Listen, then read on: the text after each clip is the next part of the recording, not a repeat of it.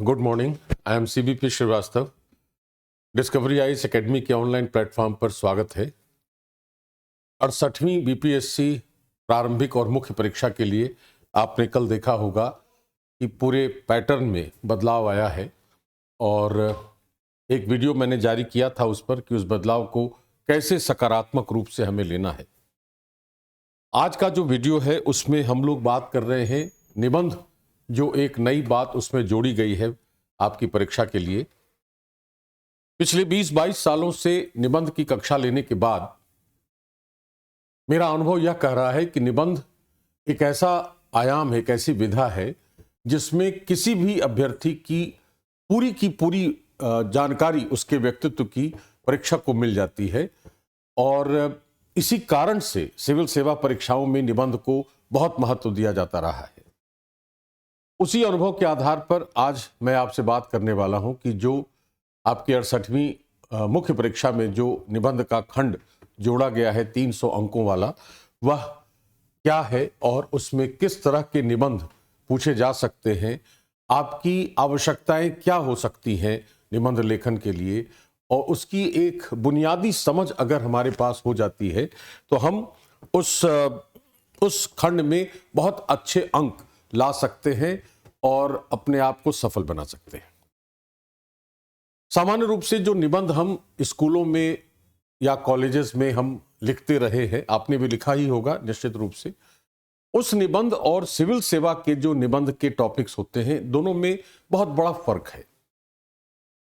फर्क यह है कि वहां पर जो निबंध लिखने के लिए पूछा जाता है उसका उद्देश्य यह होता है कि क्या छात्र को उस विषय पर गहराई से समझ है या नहीं। उसका मूल तत्व केवल वही होता है।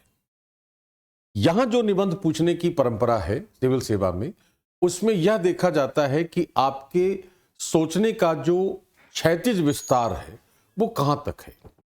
How far do you think, किन किन आयामों को वह अभ्यर्थी अपनी सोच में शामिल कर सकता है। एक बात यह देखी जाती है।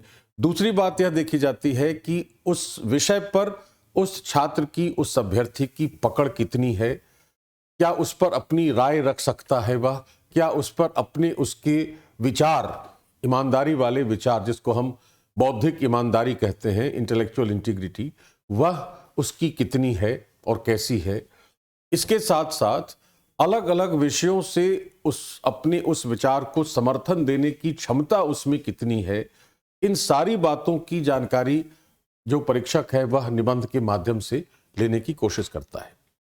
तो अगर ऐसे देखें तो निबंध लिखना बहुत दुष्कर भी नहीं है, बहुत कठिन नहीं है, अगर हमें यह समझ में आ जाए कि हम जो हमारा पाठ्यक्रम है, जैसे उसमें सामान्य अध्ययन है, मैं आगे बताता हूं आपको, सामान्य अध्ययन प्रश्न पत्र 1 या 2 में जितनी बातें हैं, जितने विषय शामिल हैं, उनकी समझ अगर किसी अभ्यर्थी को है तो वह निबंध में कैसे अपने विचारों को हाईलाइट कर सकता है, कैसे अपनी बात रख सकता है, कैसे अपना तर्क रख सकता है उसमें, और उन तर्कों को वह कैसे सिद्ध कर सकता है, ये सारी बातें हम आज के इस वीडियो में करेंगे ताकि आपको यह महसूस हो कि यदि आप, जैसे मैंने अभी कहा कि जो मेरा अनुभव है निबंध की कक्षा लेने का, उसके आधार पर अगर आप देखेंगे तो मुझे लगता है कि आपको ऐसी कोई समस्या नहीं आनी चाहिए। जो बातें मैं अभी बताने वाला हूं आपको, उसको अगर आप गौर से देखेंगे, ध्यान से सुनेंगे तो आपको ऐसी समस्या नहीं आनी चाहिए। तो हम लोग शुरुआत पहले यह करते हैं कि निबंध आखिर होता क्या है, और निबंध और एक और शब्द है लेख, आर्टिकल जिसको कहते हैं। तो निबंध और लेख में अंतर क्या होता है, निबंध की मूल तत्व क्या होते हैं, निबंध का जो भूमिका है वह क्या होती है, उसका जो बॉडी है उसकी बीच में क्या लिखेंगे आप, और उसका जो निष्कर्ष है वह कैसे लिखेंगे। क्या आप उसका सारांश लिखेंगे या निष्कर्ष लिखेंगे, तो सारांश और निष्कर्ष में क्या फर्क होता है। ये सारी बातें छोटी छोटी हैं जरूर, लेकिन बहुत मायने रखती हैं अगर हम अच्छा निबंध लिखना चाहते हैं और अच्छे अंक प्राप्त करना चाहते हैं। तो सबसे पहले हम लोग बात यह करते हैं कि निबंध आखिर होता क्या है। तो माइकल मॉन्टेन एक नाम है जिन्होंने ऐसे शब्द का प्रयोग किया था, लेकिन उसके पहले मैं आपको एक उसकी परिभाषा के तौर पर एक चीज बताऊं जिसको एक श्लोक के माध्यम से अगर हम उसको समझना चाहें तो हम समझ सकते हैं। और वह श्लोक यह है कि उसको कहा जाता है कि निबद्धते अस्मिन् इति अधिकरणे निबंधनम। निबद्धते अस्मिन् इति अधिकरणे निबंधनम। इसका अर्थ होता है कि ऐसी रचना जिसमें किसी लिखने वाले का विचार संग्रहित हो या उसको गूंथा गया हो। गूंथा गया कहने का मतलब जैसे जैसे आप किसी चीज को मिलाते हैं, जब उसके अंदर वह शामिल हो जाएगा, उसका वो अनिवार्य भाग बन जाएगा। तो विचार उस रचना में उस लिखने वाले का विचार इतना शामिल हो गया कि हर जगह वह विचार दिख रहा है। यह एक परंपरागत परिभाषा निबंध की दी जाती है। दोबारा फिर से मैं पढ़ रहा हूं कि निबद्धते अस्मिन् इति अधिकरणे निबंधनम। तो विचार गूंथने वाली जो रचना है वही निबंध है, ऐसा कहा जा सकता है।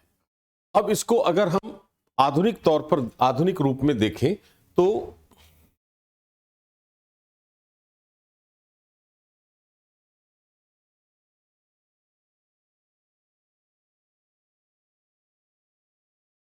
माइकल मॉन्टेन ने इस शब्द को कॉइन किया था जिसको कहते हैं एसे।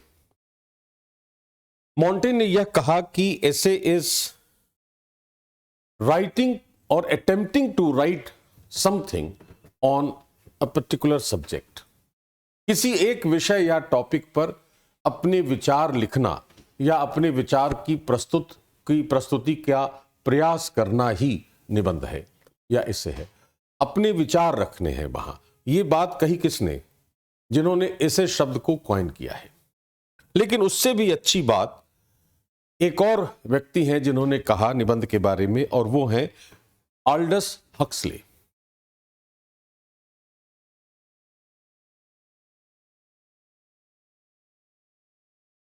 ऑल्डस हक्सले ने यह कहा कि essay is a literary device, एक साहित्यिक विधा है।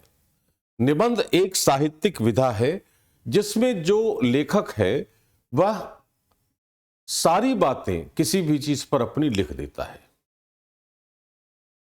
इसका अर्थ यह हुआ, अंग्रेजी में अगर उस परिभाषा को कहें तो यह होगा कि निबंध या essay is a literary device for saying almost everything on almost anything.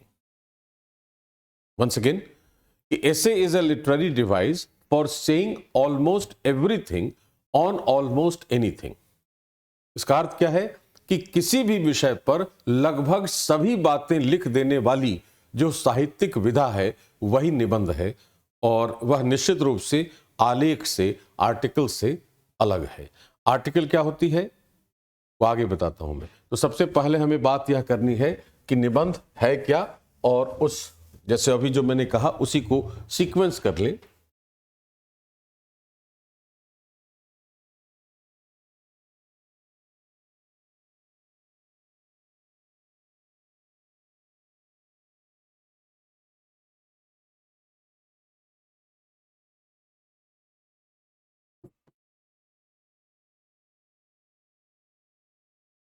ऐसी रचना जिसमें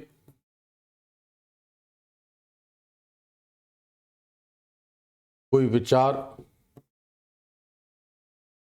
संग्रहित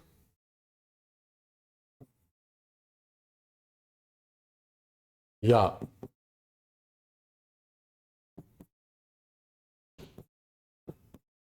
गूंथा गया हो, इसको हम कहते हैं निबंध।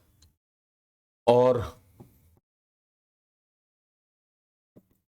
ऐसे शब्द का प्रयोग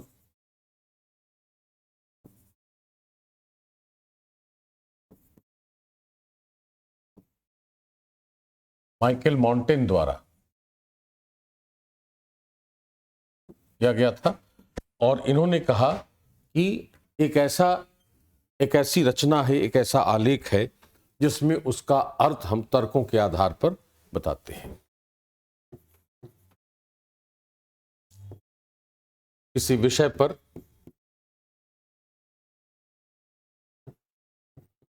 लेखक के तर्क या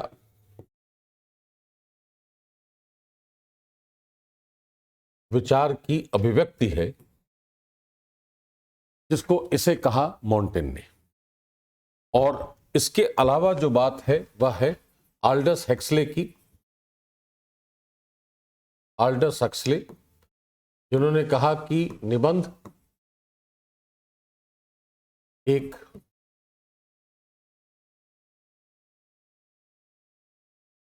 साहित्यिक विधा है जिसमें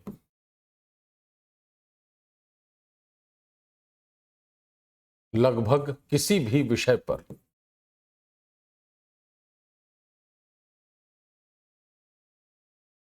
लगभग सभी बातें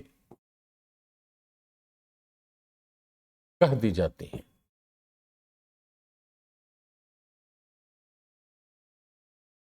Essay is a literary device for saying almost everything on almost anything. यह निबंध का एक स्वरूप है कि what exactly is an essay, क्या होता है निबंध। अब हमारे लिए समझना इसमें यह है कि उसका मूल तत्व क्या है।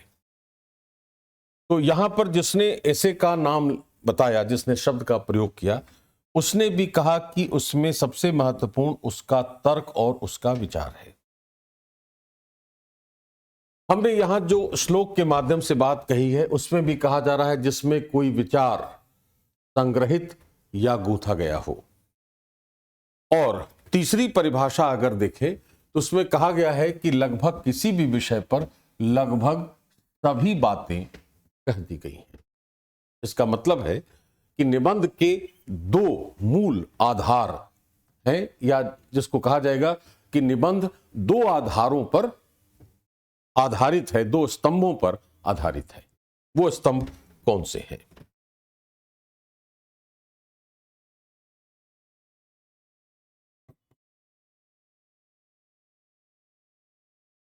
एक स्तंभ है विचार या तर्क, और दूसरा है विचार और तर्क को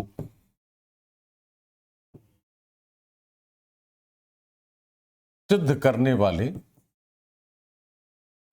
आयाम, डायमेंशंस। अलग अलग स्रोतों से, अलग अलग उदाहरणों से, अलग अलग क्षेत्रों से हम कुछ बातें ऐसी निकालेंगे जो हमारे इस तर्क और विचार की पुष्टि करते हों। यही दोनों बातें देखी जाती हैं निबंध में, और इसी के आधार पर अंक निर्धारित होते हैं। यह अच्छे निबंध के दो स्तंभ हैं जिन पर वह आधारित होता है। अब हमें देखना यह है कि निबंध और आलेख में अंतर क्या है।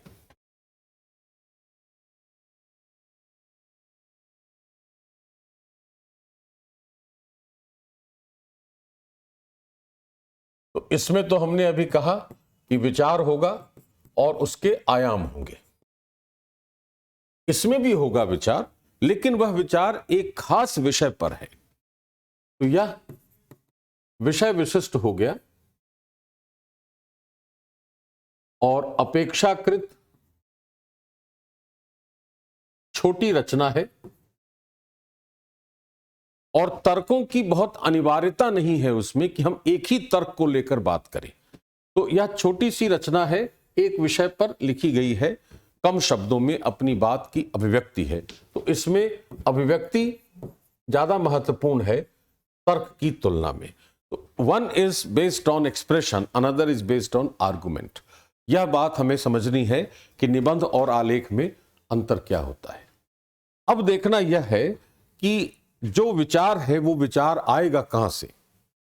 कहना बहुत आसान है कि किसी एक विषय पर आप अपने विचार या अपने तर्क रखिए, लेकिन उस तर्क को लाने के लिए हमें करना क्या चाहिए उस पर मैं बात कर देता हूं।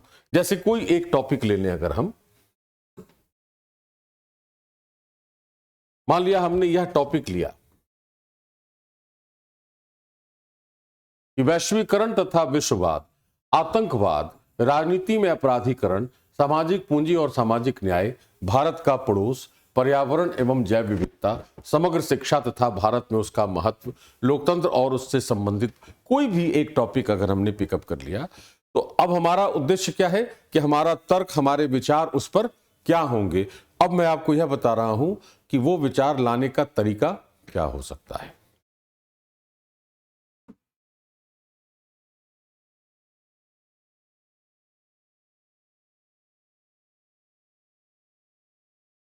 यहां आपके सामने स्क्रीन पर एक चीज रखी है मैंने। अब आपको हमको समझना यह है कि हमें अपना तर्क विकसित करना है किसी भी विषय पर, तो सबसे पहले उसकी सूचना है। यहां लिखा है आइडिया। आइडिया मतलब विचार है वह, और आइडिया से जनरेट हो रहा है तर्क। तो विचार से तर्क की उत्पत्ति हो रही है। अब विचार कहां से आएगा? तो सबसे पहली बात है सूचना होती है उसमें। दूसरा क्या है, जो सूचना हमें मिली है उसकी व्याख्या करेंगे हम, उसका विस्तार करेंगे। तो दूसरी बात हो गई है उसका विवरण, डिस्क्रिप्शन है उसका।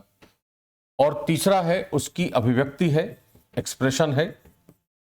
और चौथा उसका विश्लेषण है। ये चारों बातें मिलकर विचार का सृजन करती हैं, और विचार से फिर तर्क बनता है जब वो चारों आपस में मिल जाती हैं। और वही बताता है कि उस विषय पर जिस पर वह व्यक्ति निबंध लिख रहा है वह कितना तर्क संगत है, कितनी वैचारिकता उसमें है, और उसकी पकड़, उसकी अभिव्यक्ति, उसका आयाम कितना बड़ा है, कितना क्षैतिज विस्तार लिए हुए है। इसी पर हम अंक निर्धारित करेंगे। तो हमें किसी भी विषय से संबंधित सबसे पहले क्या करना है, उसकी सूचना प्राप्त करनी है। उस सूचना का विवरण हमें देना है, लिखना है, समझना है, डिटेल्स उसका।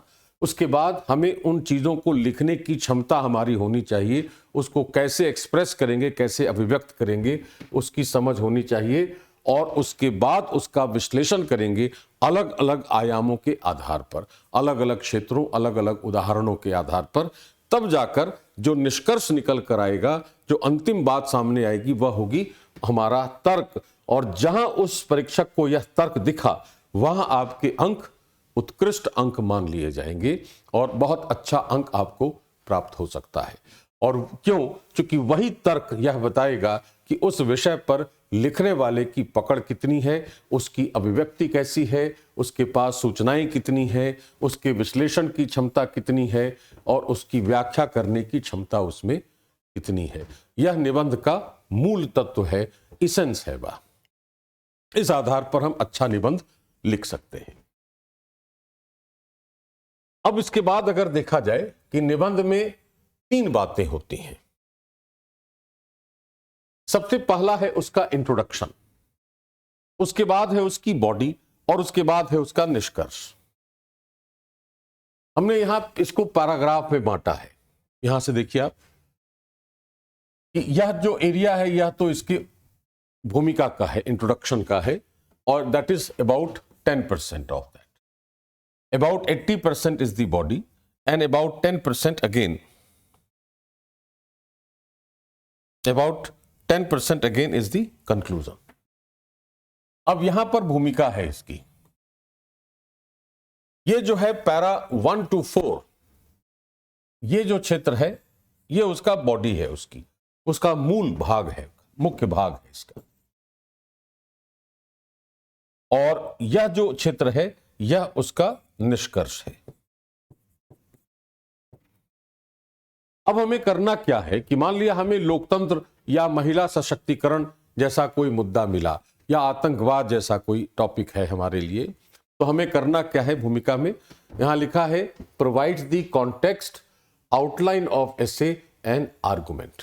हमें यह बताना है कि किस संदर्भ में यह पूछा गया है, आज का संदर्भ क्या है, क्यों आज हमसे आतंकवाद या महिला सशक्तिकरण या लोकतंत्र या कोई भी टॉपिक क्यों हमसे पूछा गया, किस कॉन्टेक्स्ट में है, उस कॉन्टेक्स्ट या उस संदर्भ की बात करनी है हमें।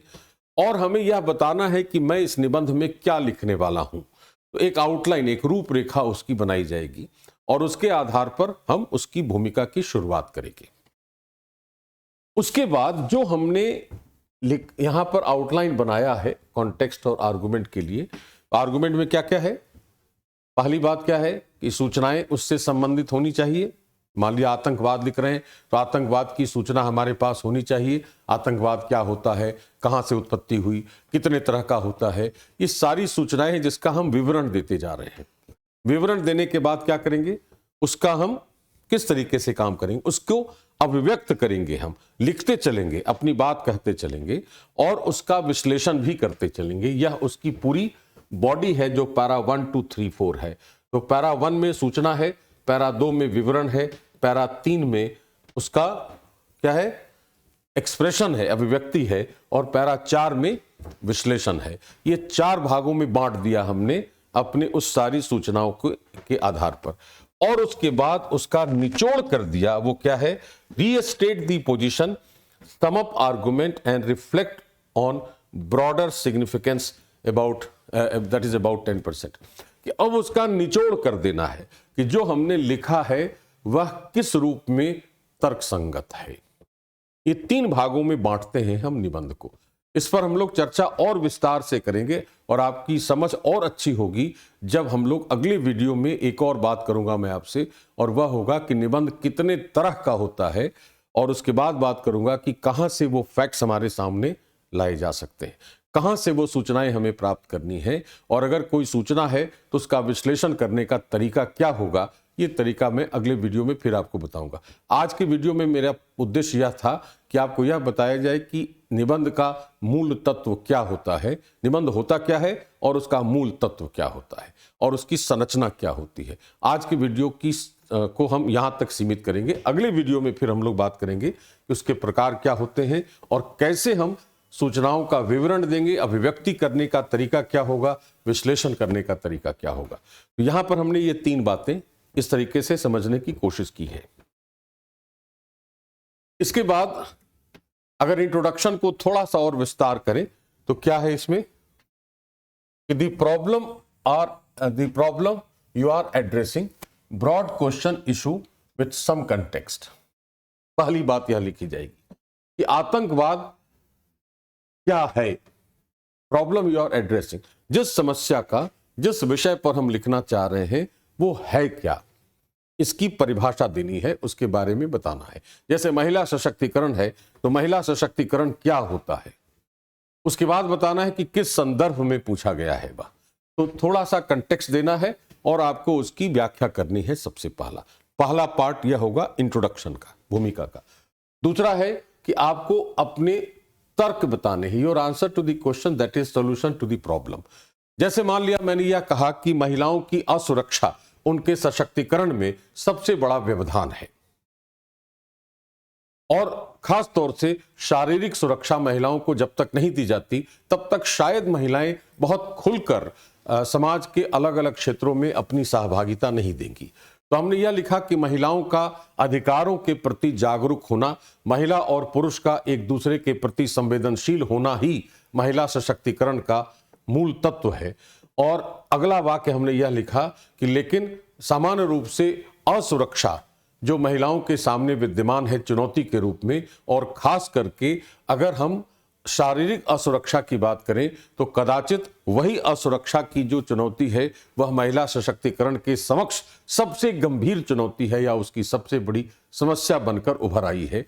यह हमने अपना विचार रखा। इसका मतलब कि मैंने यह बताने की कोशिश की है कि अगर महिला सशक्तिकरण करना है जो एक समस्या है, तो समाधान यह होगा कि हम महिलाओं की सुरक्षा सुनिश्चित कर लें। यह सॉल्यूशन देना है। उसके बाद आपको कुल मिलाकर आर्गुमेंट का ओवरव्यू देना है कि आपने ऐसा क्यों कहा है। यह हमारे निबंध की भूमिका होती किसी भी विषय पर। अब आगे जब हम इसकी बॉडी पर आगे आएंगे या कंक्लूजन पर आएंगे, जब बॉडी में तो उसी की बात करनी है कि सारा विवरण है, सारी सूचनाएं हैं, एक एक करके सूचनाएं लिखनी है। कंक्लूजन में क्या करना है कि restate problem and the position, दोबारा फिर से आप उस समस्या को लिखेंगे ताकि आपका निबंध बंध जाए भूमिका और निष्कर्ष के बीच, और आपके जितनी बातें आपने लिखी हैं उसकी बॉडी में उसको समराइज कर देना है, उसको पॉइंटर्स बना देना है, उसकी मुख्य बात निकाल लेनी है। और इसके बाद लिखना है कि आपने जो आर्गुमेंट रखा है सामने वो आर्गुमेंट कितना तर्कसंगत है और आपने कैसे पुष्ट किया है उसको अपनी सूचनाओं और आयामों और अन्य क्षेत्रों से उदाहरण निकालकर। ये हमारा निष्कर्ष है। अब इस सारी जगहों तक पहुंचने के लिए हमें करना क्या है कि हमारे पास एक 7 सूत्री रणनीति है आपके लिए जो मैंने बनाई है। जैसे आपके पास 5 टॉपिक रखे गए, 10 टॉपिक रखे गए, जिसमें से आपको चुनना है कि आपको 2 पर निबंध लिखना है या 1 पर लिखना है, व्हाटएवर। तो सबसे पहला काम है कि आपको अपनी टॉपिक डिसाइड करनी है। पहले आपको अपनी टॉपिक को चुनना है, जिसका आधार क्या होगा कि आपकी समझ किस विषय पर कितनी है। लोकतंत्र के बारे में आप ज़्यादा सूचनाएं रखते हैं, महिला सशक्तिकरण के बारे में रखते हैं, वैश्वीकरण के बारे में रखते हैं, किसके बारे में रखते हैं, वहाँ के आधार पर आपको अपनी टॉपिक का चयन करना है। पहला स्टेज दिया है। जैसे इसकी ये नीचे से ऊपर बढ़ रही है, तो ऊपर बढ़ेंगे यहाँ, तो ब्रेन स्टॉर्मिंग करनी है, उस पर आपको सोचना है। सोचना है कि आपके पास सूचनाएं कितनी हैं और उन सूचनाओं को आप वाकई ऑथेंटिक हैं, सिद्ध की हुई हैं या वेग हैं, स्पष्टता के साथ हैं, सारी बातें अपने दिमाग में लानी है। पहला दूसरा चरण है यह। उसके बाद रिसर्च करना है उस टॉपिक पर। रिसर्च करने का मतलब यह नहीं कि आप परीक्षा हॉल में बैठकर आप उस पर अनुसंधान करने लगे, ये प्रैक्टिस की चीज है। रिसर्च करने का मतलब है कि जो सूचनाएं हमने लाई हैं वो सूचनाएं हमारी किस रूप में काम कर रही हैं, वो कितनी पुष्ट हैं, कितनी सटीक हैं, और उनको हम सिद्ध कर सकते हैं या नहीं। अगर सिद्ध कर सकते हैं तो किस क्षेत्र से उदाहरण लिया जाए, समाज से, अर्थव्यवस्था से, राज्य व्यवस्था से, पर्यावरण से, विश्व स्तर से, कहां से उदाहरण लिया जाएगा जिसको हम सिद्ध कर सकते हैं, वो रिसर्च करना है आपको। और उसके बाद आपको क्या लिखा है, डेवलप द थीसिस, अपने विचार सृजित करने हैं आइडिया वाले कॉन्सेप्ट से। मतलब information, description, expression and analysis. सूचनाएं हैं, उसके बाद विवरण है, उसके बाद अभिव्यक्ति है, उसके बाद विश्लेषण है। ये 4 करके आपको अपने विचार सृजित करने हैं। और उसके बाद आपको अपनी ऐसे की आउटलाइन बनानी है कि आप भूमिका में क्या लिखेंगे, बॉडी में क्या लिखेंगे, निष्कर्ष में क्या लिखेंगे, ये आउटलाइन आपको बनाना है। और उसके बाद आपको निबंध लिखना है वास्तविक अर्थों में, और उसकी समीक्षा करनी है, और अगर आवश्यकता पड़ जाए तो उसको संशोधित भी करना है। इस तरीके से 7 स्टेप्स, 7 कदमों वाली, 7 चरणों वाली एक रणनीति पर अगर काम करते हैं तो निबंध लिखना बहुत सरल है और बहुत अच्छे अंक लाए जा सकते हैं। तो सबसे पहला क्या हुआ, अपनी जानकारी के अनुसार किसी भी टॉपिक का चयन कर लेना। उसके बाद उस पर अपने विचारों को रखना, अलग अलग क्षेत्रों से विचारों को जोड़ना, उस पर अनुसंधान करना कि हमारा तर्क क्या होगा, किस बात पर हमें लिखना है और उसको हम सिद्ध कैसे कर सकते हैं। उसके बाद अपने विचार, मूल विचार निकालने हैं उसमें से, और उस मूल विचार को निकालकर आपको अपने निबंध की रूपरेखा बनानी है कि भूमिका में यह, बॉडी में यह और निष्कर्ष में यह। उसके बाद आपको वाकई ऐसे लिखना है और तब उसकी समीक्षा करनी है। ये 7 चरणों वाली रणनीति पर अगर हम काम करते हैं तो किसी भी विषय पर निबंध लिखना हमारे लिए मुश्किल नहीं होगा। और खास तौर से जिस तरह के निबंध के टॉपिक आपकी परीक्षा में पूछे जाएंगे उन पर भी लिखना बहुत सरल होगा और समस्या का कारण नहीं बनेगा। जैसा मैंने भी कहा कि अगले वीडियो में हम लोग बात करेंगे कि निबंध कितने तरह का हो सकता है, उसकी श्रेणियां क्या है, कैटेगराइजेशन कैसे कर सकते हैं, कौन सा निबंध, कि लोकतंत्र की चुनौतियां अगर यह पूछा जाए, आतंकवाद और विश्व, या भारत और आतंकवाद, तो उसको किस श्रेणी में रखा जाएगा। श्रेणीयन करने का अर्थ यह होता है कि हम किस निबंध को किस दिशा में, उसका संदर्भ कैसे समझेंगे, उसकी सूचनाओं का विश्लेषण कैसे करेंगे, अपने विचार कैसे सृजित करेंगे, ये बातें समझनी होती हैं। और इसके लिए आवश्यक होता है कि निबंध का वर्गीकरण कर दिया जाए और उसका श्रेणीयन कर दिया जाए। तो अगले वीडियो में हम लोग उन्हीं श्रेणियों पर बात करेंगे। और सबसे महत्वपूर्ण यह होगा कि हमारा जो तर्क होगा उस निबंध पर, उस तर्क को हम कैसे डेवलप करेंगे, कैसे सूचनाओं का विश्लेषण करेंगे, विश्लेषण करने का तरीका क्या होगा, ये सारी बातें हम फिर से एक बार चर्चा में लाएंगे और इसको भी रिवाइज करेंगे हम उस अगले वीडियो में। और फिर आगे देखता हूं, और मुझे पूरा विश्वास है कि अगर आपने आज जितनी बात मैंने कही है उसको अगर आप गौर से उस पर विचार करेंगे तो आपके लिए बीपीएससी परीक्षा में, सिविल सेवा की इस परीक्षा में आपको निबंध लेखन में समस्या नहीं आएगी, और साथ साथ आपके जीएस का जो तैयारी है वह भी बेहतर हो जाएगी। उसके लिए एक बात और मैं बता दूं आपको कि जो सामान्य अध्ययन का पेपर 1 है और जो पेपर 2 है, इसमें जितने भी विषय हैं उसमें आपके लिए शामिल है history, geography, polity, economy, science, current, ऐसे बहुत सारे विषय उसमें शामिल हैं, कल्चर। इतने विषय हैं तो इतने आयाम तो हो ही गए। अगर आपने देखा तो यह हो गया 1 2 3 4 5 6 7, तो 7 डायमेंशंस तो हमारे पास हैं जीएस में ही। अगर हमने सभी जगहों से सूचनाएं कलेक्ट कर ली हैं जो आपको करनी है दोनों सामान्य अध्ययन के दोनों पत्रों के लिए, इन्हीं को कन्वर्ज कराना है आपको, और यह जो कन्वर्जेंस होगा यह ऐसे में रिफ्लेक्ट होगा। इसका मतलब है कि अगर हमने ऐसे को तैयार करने की कोशिश की है तो उसका सीधा लाभ इधर भी मिलेगा, और अगर हमने इसको तैयार करने की कोशिश की है तो इसका सीधा लाभ हमें निबंध में भी मिलेगा। इस तरीके से अगर हम अपनी पढ़ाई की रणनीति पर काम करते हैं तो निश्चित रूप से सामान्य अध्ययन में भी और निबंध में भी हमें अच्छे अंक मिल सकते हैं। तो अगले वीडियो में जैसा मैंने कहा कि हम लोग निबंध के वर्गीकरण पर बात करेंगे, और मुझे विश्वास है कि इस रणनीति पर आपको अच्छे अंक प्राप्त हो सकते हैं। धन्यवाद।